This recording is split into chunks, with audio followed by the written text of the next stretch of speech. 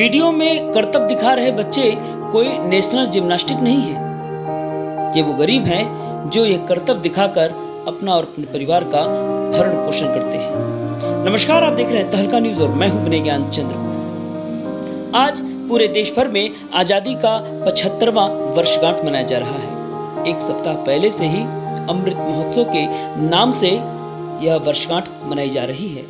पर यह अमृत क्या इन गरीब बच्चों को मिला जो सड़क किनारे 10 मिनट का तमाशा दिखाकर ढोल नगाड़ा बजाकर 2 सिक्के मांगकर अपना गुजारा चलाते हैं? देश के सामने आज भी यह बड़ा सवाल है कि आजादी के 75 साल बाद भी क्या हमें गरीबी से, बेबसी से, लाचारी से, जातिवाद, क्षेत्रवाद, धर्मवाद के राजनीति से आजादी मिली? शायद आप सबका उत्तर एक ही होगा। इन करतब दिखा रहे बच्चों को देखने वाले तमाशबीन ये तमाशबीन नहीं है। यह आज भी हमारे आजादी के 75वें वर्षगांठ पर हंस रहे हैं कि क्या आजादी हमें इस गरीबी से मिली? इन बच्चों का क्या कसूर था जो आजादी के 75 साल बाद भी ना ही विद्यालय जा पाते हैं और ना ही इन्हें ढंग से, आत्मसम्मान से 2 वक्त की रोटी मिलती है। माँ बाप तो इसको छोड़ देते हैं सड़क पर कमाने के लिए, वो भी क्या करें जब शिक्षा का अभाव हो तो बच्चे ऐसे ही सड़क किनारे घूमते और लावारिस रूप में मिल जाएंगे। शिक्षा एक ऐसा हथियार है जिससे व्यक्ति अपने जीवन के संघर्ष की लड़ाई स्वयं अकेले लड़ सकता है, पर शिक्षा के अभाव में यह बच्चे आज तमाशबीन का एक हिस्सा बन चुके हैं। बीते दिनों एक बच्चा सड़क किनारे मिला तो एक पत्रकार बंधु एक दुकान में ले गए और उसे कुछ नाश्ता पानी भी कराया। बात करते करते पता चला कि वह 3-4 दिनों से इसी तरीके से सड़कों पर घूम रहा है। ना ही उसे कोई पूछने वाला था और ना ही उसकी चिंता करने वाला। पर इस पत्रकार जनाब ने तुरंत ही अपनी सक्रियता दिखाई, इसको कुछ खाने पीने को दिया और डायल किया 112। हालांकि मौके पर पुलिस तो आई और इसको इसके गंतव्य तक पहुंचा भी दिया। पर क्या एक पत्रकार का यह एक छोटा सा काम आजादी के 75 साल बाद इतना क्रियाशील हो पाएगा?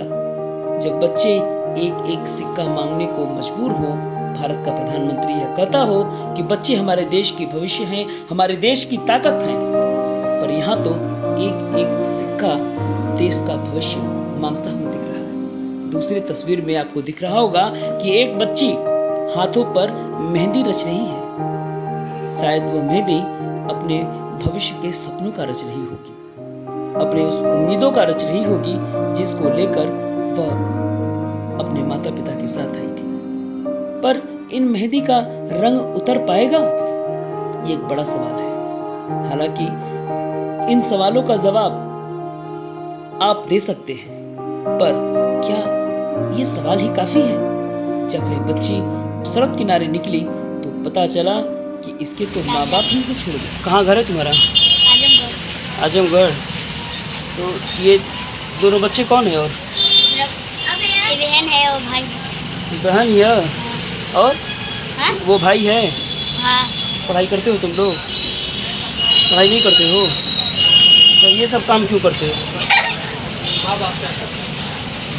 ये सब काम क्यों करते हो बेटा? हाँ?